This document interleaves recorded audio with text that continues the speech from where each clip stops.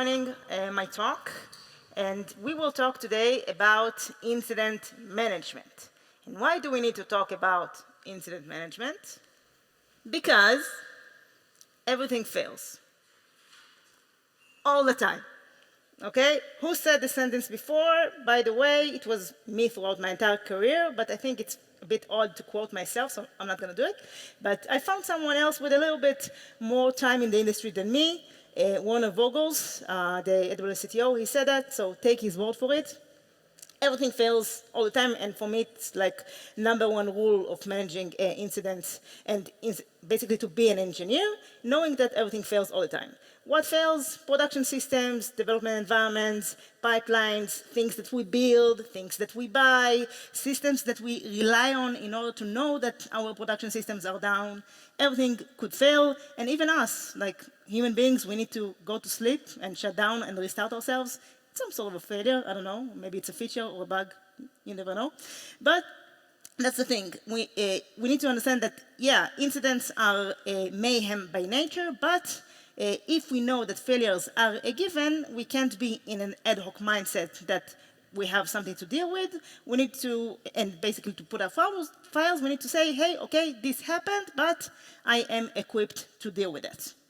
And actually, something that I incorporated in this talk really this morning, because it happened just now, I want to ask you, who here had done a prices comparison with Check24 or Verinox? Please raise your hand. That's it? Okay, I thought I would see more hands up in the air, but okay. At least who here heard all over the news that Check24 had a major incident where all the personal details of whoever did comparisons online, at least from July, had the details leaked all over the network, which details, ID scans, payslips, work contracts, etc.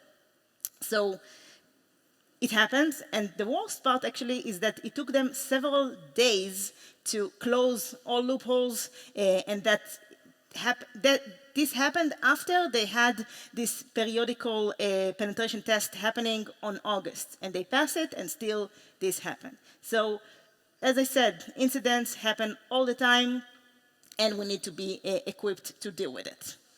So before I jump in, a little bit about myself. Hi, I'm Hila Fish. I'm a DevOps tech lead with over 15 years of experience in the tech industry.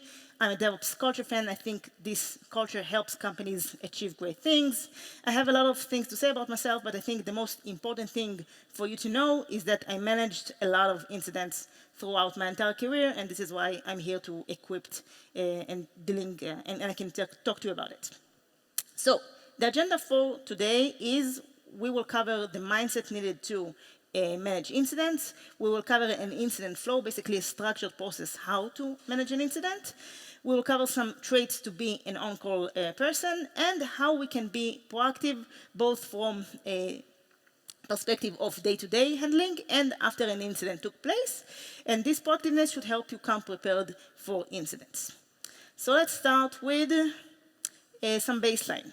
Incident management, what does it mean? It's basically a set of procedures and actions taken to resolve critical incidents. So basically, it is an end-to-end process that defines how incidents are detected and communicated, who's responsible to handle them, what tools are used to investigate and to respond to them, and what steps are taken towards resolution. And the thing about incident management is that we, as I mentioned at the beginning, we need to reframe our perspective from putting out fires ad hoc approach to thinking more structured. And it starts, first of all, with the notion that not all pages that you get through PagerDuty, Opsgenie, or whatever tool that you're using, not everything becomes an incident. When it is an incident, when you have a loss or potential loss in revenues, customers, data, and reputation. And if we don't have an incident management process, then we could potentially lose valuable data, downtime could lead to reduced productivity and revenues, and even the business could be held liable for breach of service level agreements, SLAs, which we really don't want that. So we do need to reframe our perspectives to have a business mindset. And I don't know who here are technical or manager level, or it doesn't matter, but the thing is that even the technical person need to think about how what they're doing is linked to the business. So not only think about the technical things, but also to understand why they're using those systems, how it is linked to the business, why is basically the leading question here. So business mindset is needed to grasp the overall impact of incidents and mitigate damages, and we'll incorporate how during this entire presentation. So this is a reminder that everything fails. In case you've forgotten, everything fails all the time. We need to always have that in mind. So what does it mean to have a structured process? Because incidents, right? Everything could happen. How could it be structured? So there is a way, and I'm going to show it in a second. But basically, if we have a structured process, then it could lead to incidents prevention. It could lead to improved mean time to resolution. Even costs could be reduced because downtime was reduced or eliminated entirely. And it could preserve our business customers and reputation. So I'm going to show you here basically a structure of how to handle an incident. We have 5 pillars. I took the structure from on page, but it's something that I've been through my entire career as incident manager. And we will go over each pillar and see which questions to ask ourselves in order to basically progress to the next phase. But beforehand, just a quick note that in my entire time handling incidents, I met 2 types of people, I would say. One type that says, during an incident, keep calm. I'm an engineer, so everything is good. And the other type is that, I can't keep calm, I'm an engineer, and very stressful. So I say that you can keep calm if you ask yourselves the questions that I'm going to share here, and it will help you progress towards a resolution. So, first pillar, identify and categorize. First thing that we need to understand is, do I understand the full extent of the problem and the business impact? As we said, we always have to think about the business. If so, then great, let's progress to the next question. If no, then we need to gather more information. Can this issue that we are handling, we still don't know if it's an issue or an incident, can this wait and be handled in business hours? If you are not sure, ask, use the information that you got, and escalate if needed. And just like an FYI, if you have a wrong alert severity because you figured out that it could wait for morning and maybe the alert is classified as something that is more critical than it is, then note it for afterwards and fix it later. And also think about the fact that were you notified about the issue from the proper or expected channels? For example, if I learned about it from PagerDuty or Opsgenie, great, this is good. But if I got it from a user complaint, this is bad. We need to get ahead of it and not wait for our users to complain about the issues. So if we do know that we were notified about it from not the proper channels, we need to as well note it and create a ticket to fix it later. Second pillar, notify and escalate. Who should be notified to know about this incident? So we have several paths here. Customer facing, if it is critical and we need to tell our customers that we have an issue and we are handling it. Internal clients, maybe people that are using that system in their flows and then they get affected by it. So it's also something that they need to know. And management, basically to know about the other 2 and know how it could affect the business or any other things that they need to do based on this information. And does this incident needs escalation? Because it's 2 different things. Notification and escalation, it's not always the same thing. For other teams, maybe I started doing a quick assessment of the issue, and I saw that I need the help of another team to help me fix the issue. So I need to do escalation for another team to help me resolve the issue. But also for support and customer facing, we also need to be on top of things, not necessarily the one that fixed the issue, but an incident manager to be basically in contact with the support teams to continue notifying about the issue status, because sometimes it needs to be very on the spot, like immediate statuses. Yes. Third pillar, investigate and diagnose. What information is relevant towards the incident resolution? We need to focus on what's important and relevant right now. Because if you are focusing on the non-relevant information, it will throw you off route and make you lose valuable time during debugging. And the thing is that a lot of systems and system flows are comprised of a lot of parts, and we need to focus on the relevant phase for debugging and escalation. And for some of you, it might sound very straightforward. Yeah, of course, we need to think about what's relevant, but I will share in a bit a story that it wasn't that straightforward for other people. So stay tuned. And another question, after I assessed the situation, I started to check some logs and whatnot. Did I find the root cause, and do I understand the root cause? If so, awesome. If not, we need to investigate some more and escalate if it takes time. Because if I don't know what to do, I should escalate to someone that helps me solve it, or at least help me find a lead, because maybe I'm currently in a downtime situation, and we don't want to be in downtime just for me to say, no, I got it. No, we need to progress as quickly as possible. So if I have like zero clue of what's going on, let's bring someone in that could help me figure out what's going on. And also, prioritize root cause over surface level symptoms is super important, because I had times where I had an alert of service stopped on a server, and then, yeah, I could go and start a service, but what made the service go down in the first place? I could potentially expose underlying issue that could have a serious impact if I'm like looking away with it and just starting the service and that's it. It's not great. I need to understand what really is going on and basically expose the root cause. And then once we find the root cause, then possible remediation steps can be determined. Which leads me to the fourth pillar, resolve and recovery. Which possible remediation steps are available and which one is the best one to take. So we need to choose the fastest solution to eliminate downtime without compromising systems' health and stability. Why fast? Because we want to get back to sleep as soon as possible if it's in the middle of the night, but of course also because it's for the business to have the service up and running as soon as possible. And let's see if there are any action items needed after resolving the issue. Maybe we had an issue during the night and all the stakeholders said that in order to fix it, we need to do a certain patch. Okay, if everyone agreed on that, that's cool.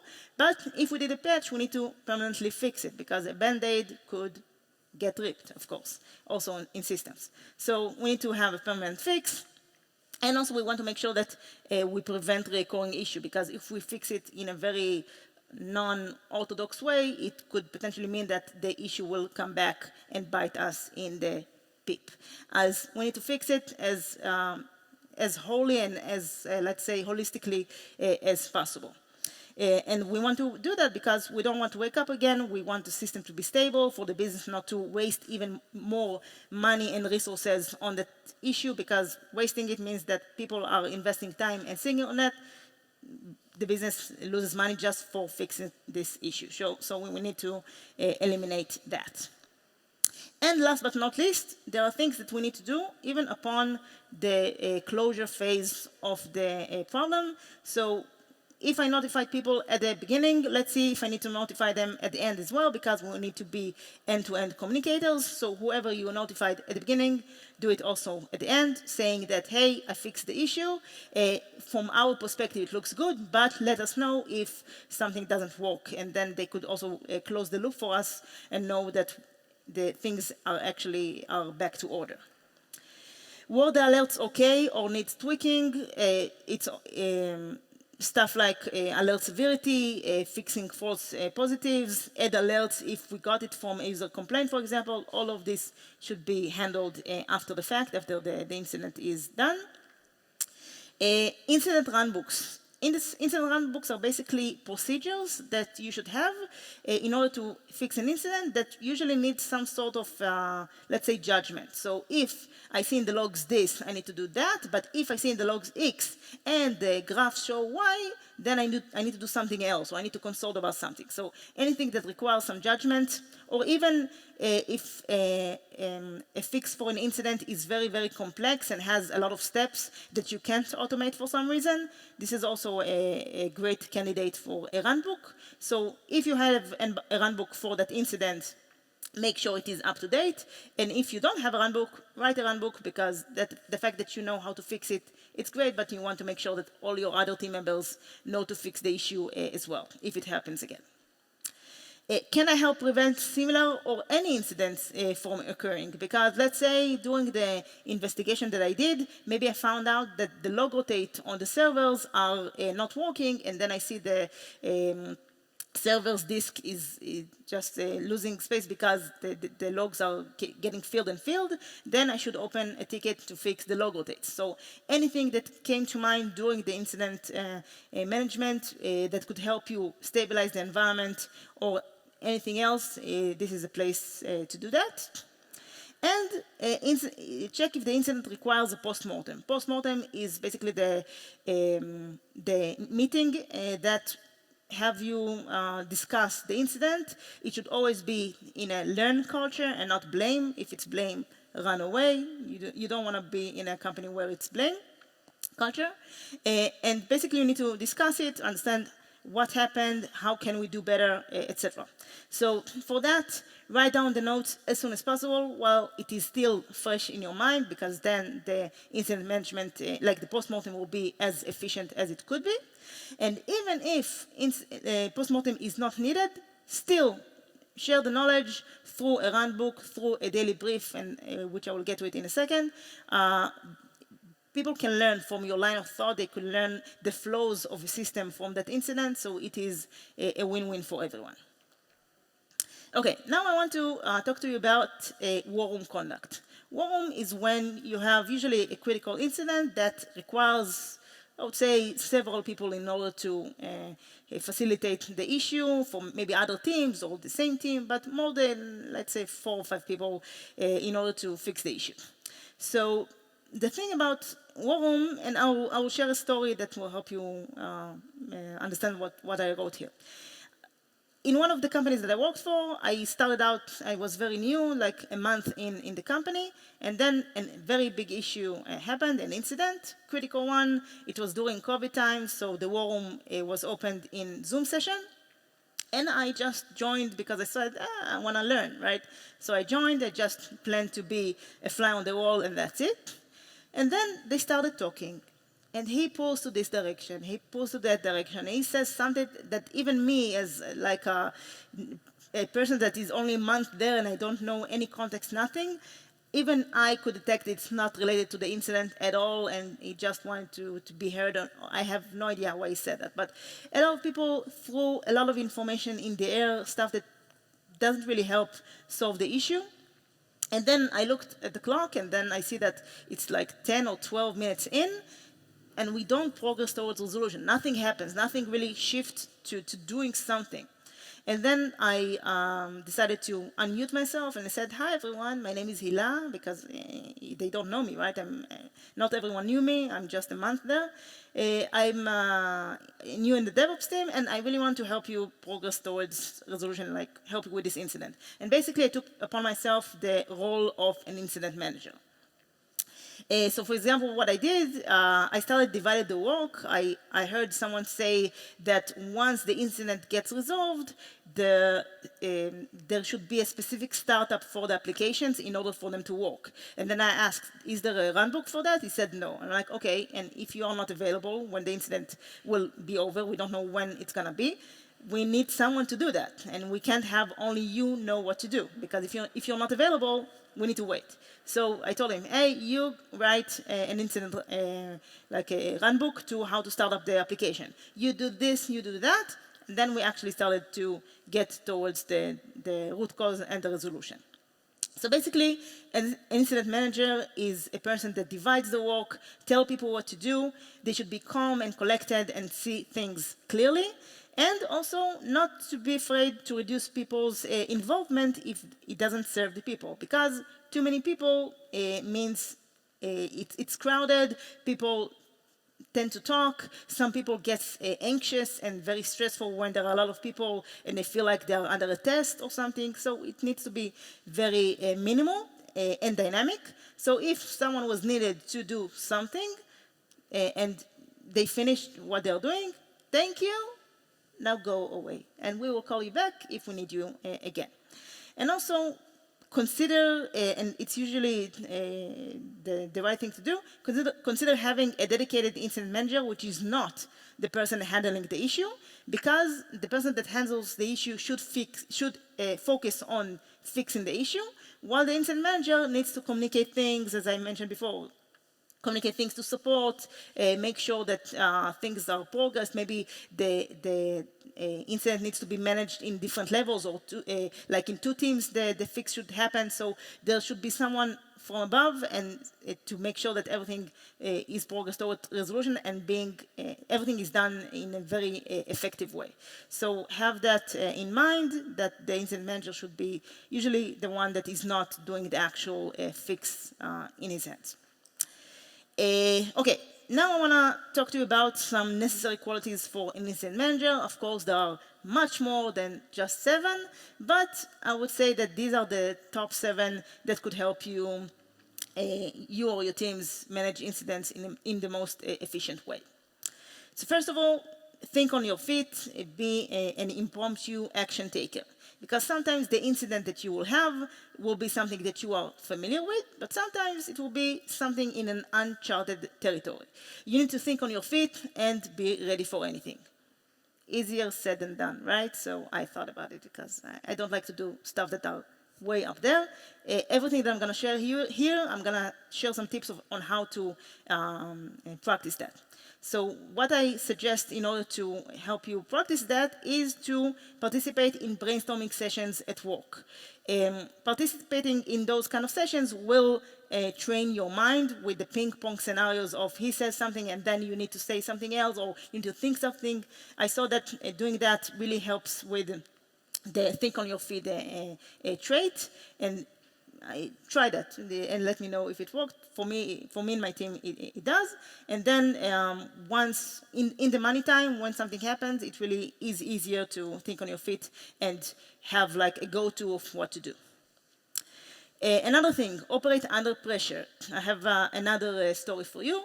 In another company that I worked for, I was also new. I don't know why these things keep on happening to me when I'm new at my work, but oh well. I was the on-call person, and there was the very big incident. I opened the pager duty. I had like 200 alerts. I started like 2-3 minutes to try and understand what's going on, but again, I was new, so I did need help. I called my buddy in. It was still in the office. He sat next to me, and I'm like, okay, started to explain what I checked, what's going on, and I'm talking while I'm still looking at the screens and not at him.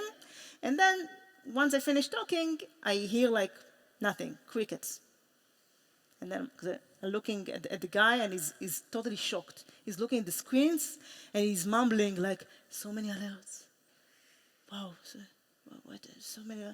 Dude, step out of it. I mean, I know, a lot of alerts, I know, but we need to do something, okay? So that's the thing about doing things under pressure.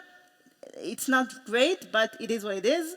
But there is a way to deal with it. So we need to collect relevant data, because once you know what to do, you are in control. So collection of relevant data will help you decrease the stress levels, because again, when you know what to do, you're in control.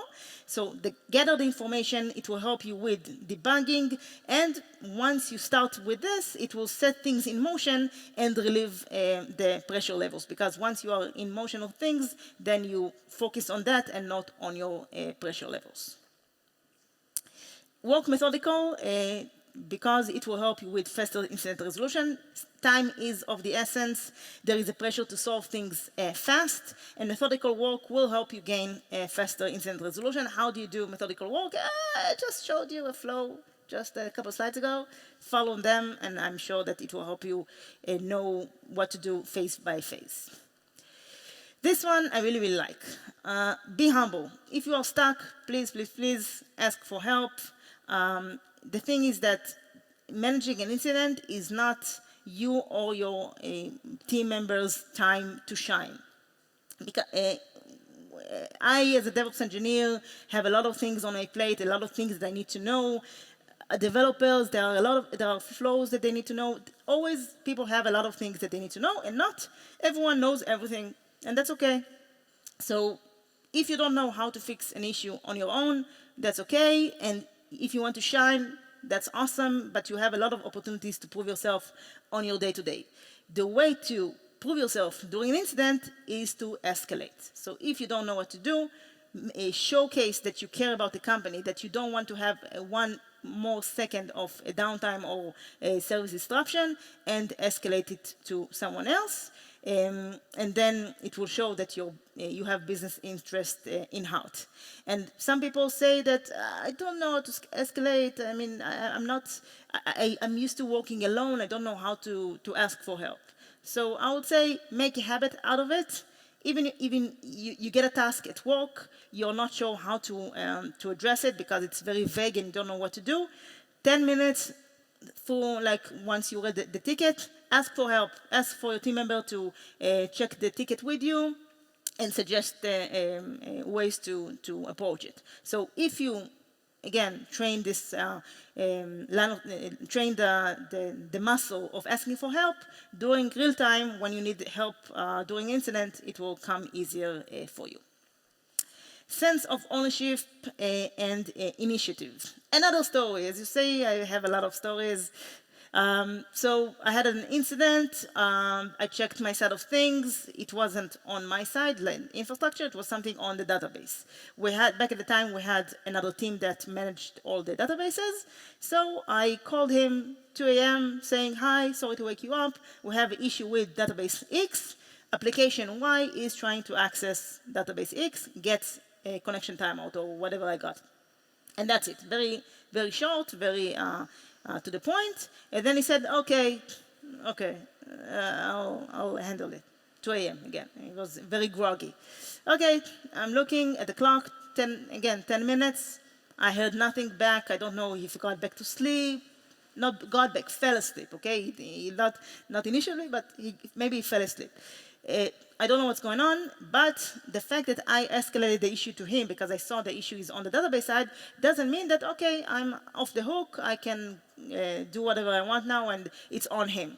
No, I got the alert, I should be having the ownership on the alert from start to finish, and if I escalate to him, I need to make sure that he's actually handling it. So I didn't call again.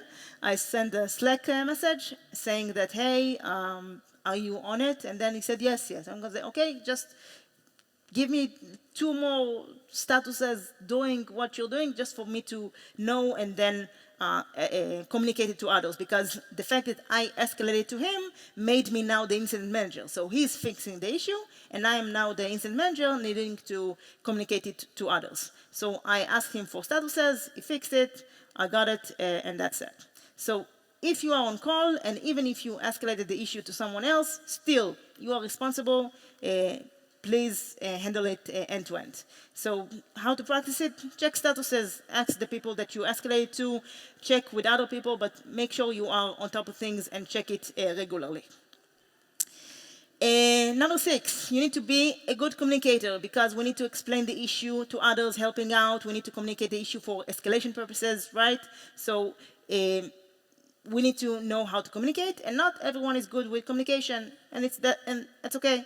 So how we can help them, the people that don't have that strength, we can set up a communication guidelines. So actual procedure can be set up. For example, we can determine what channels should be used, what content is expected in those channels, how communication should be documented. We can do an automation that once an incident took place in a button, we can open a Slack and a war room, and everything will be done automatically. So things can be done in order to make sure it is being handled and addressed. And last but not least, I don't think that anything that I showed you, not doing the traits, not the structure, not anything could be done without caring. If you don't care about your work, about your peers, about the business, you can't do anything of what I'm showing you here. And how do you practice care? Let's see. You get more involved. So get more involved. ask the questions to help you find your motivation. Everyone has their own ways of motivation. For me, it's asking a lot of questions and learning more about the flows, and then I feel more engaged and more on top of things. For other people, it's anything else, all good. Find your motivation, care, and then you can do anything, basically.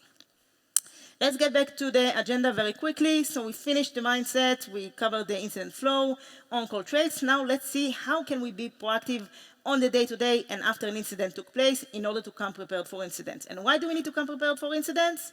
Because the Fuji song, ready or not, here they come, you can't hide. That one. They don't care if you did you caused the incident or you did something that, or even if you are on call or not, it doesn't matter, they will find you. So better come prepared. Okay, what can you do after the fact, after an incident took place? On-call shifts, handoffs. Once you or your team members are on call, you could be on call for a day, for a week, write a summary on Slack of things that you handled during your on-call shift. For example, I suppressed false positive alert. I had a recurrent issue. Alert X is waiting for a dev team to check it out. Stuff like that. So write your shift summary so your team members will benefit from it for their on-call shifts to come, and also for audit purposes because we need to know what's going on, we can get back to it, search for it, etc. So a lot of things that are covered there could help your team members on their on-call shifts because something they will encounter, they will say, they saw it also 2 weeks ago, and they could handle it better. And also, once you write it in the on-call summary, someone else from the team say, hey, I encountered it like in my previous job, or I saw it too, or whatever, and you can suggest ways to handle it or help each other. So it's a win-win for everyone. Post-mortem notes, as I mentioned, write them as soon as possible to make the post-mortem meeting as soon as possible. There are a lot of bees around here. New tasks, in order to prevent the next incident and stabilize the environment. If you have any tasks that could help with that, this is the time to do that. Modify alerts, fix any false positive alerts, severity, etc. And please don't wait for the next on-call to do it, because they will wait for the next on-call to do it, and they will wait for the next one, and then it will never happen. So please don't wait and do it. Runbooks, as I mentioned, make sure they are available, and if so, make sure they are up to date, because I had times where I followed the runbook until the middle, and then it stopped being relevant. So after the incident, I updated it. And automation, maybe you can find any candidates for self-remediation to clear disk space or whatnot. So this is also something that could help prevent the next incident from happening. And if you had an issue, share the knowledge more in depth than the on-call shift handoff, because everyone can learn and benefit from your line of thought, from learning the flows, etc. What can we do on the regular day-to-day in order to come prepared for incidents? The on-call shifts handoffs that I mentioned before, read them on an ongoing basis. So yeah, once I'm on call, I'm writing my shift, but the whole purpose is that I can read the other team members' summary, and then I can learn what's going on in production even without being an on-call. Because, as you know, production runs 24/7, even when you are not on call, so you better be up to date of what's going on. So it will help you be on top of things, get up to date, and know what's going on there. Escalation point of contacts. Let's say I'm a DevOps engineer, I'm managing infrastructure, so I know all the pieces of information needed in my realm, which is infrastructure. But if I know other realms as well, dev teams and their services as well, then I can have the full picture and know how and when to escalate things. So let's say I know John or Team X, and maybe I have like an on-call tag in Slack, so I know who's the on-call tag to use for an issue with service X. Then I know I can escalate to them. Because think about, like, if I only know about this piece of information during the night, I need to start calling my team member or team leader to know, hey, who's responsible for service X? If I learn it upfront, then I know exactly who to escalate it. I save a lot of valuable time. I don't interrupt my team leader's sleep. It's a win-win again for everyone. Understanding system architecture. So if I know the weaker areas and vulnerabilities of a system, and if I know a sensitive and blast radius scopes of a certain system, then I know what's prone to fail, and I have a go-to to fix it. And application flows. The understand system architecture is for a specific system. Learn application flows is between systems. So if I know application flows, it will help with troubleshooting because I know what needs to be checked, in which order, and it will contribute to the methodical debugging. It will also help you incorporate the business mindset because then I can know if escalation is needed, if the issue is actually an incident, etc. Team members' tasks. So it's very easy for me to focus on my tasks alone, but production changes for other people's changes as well, and not only for my changes. So in order to know what's going on, make sure you are aware of other team members' tasks and how they could potentially rock the boat. And also here, team members' tasks could be related to production, yes or no, but deployments and changes in prod are a definite change in production. So know exactly what is the impact of that deployment or change, so you have a go-to of what to do. And last but not least, be a go-to person. If you build it, they will come. If you are a go-to person, then you will get push notifications. It will decrease the need of you to fetch the updates on your own because people will come to you, consult on stuff, tell you about stuff, and it will be a great thing to have. To sum things up, and I know I was very speedy Gonzalez at the end, but it is what it is. In order to navigate the chaos of production incidents, the holistic approach to that is to incorporate business mindset, make it a structured process, have your qualities in check, and be proactive. Then you will come prepared, hopefully, will come prepared to any incident that will cross your way, and hopefully you will also prevent the next incident from happening. And remember, less incidents means less downtime, means business success, which eventually is your success. Plus, you get to preserve much needed hours of sleep. Thank you very much.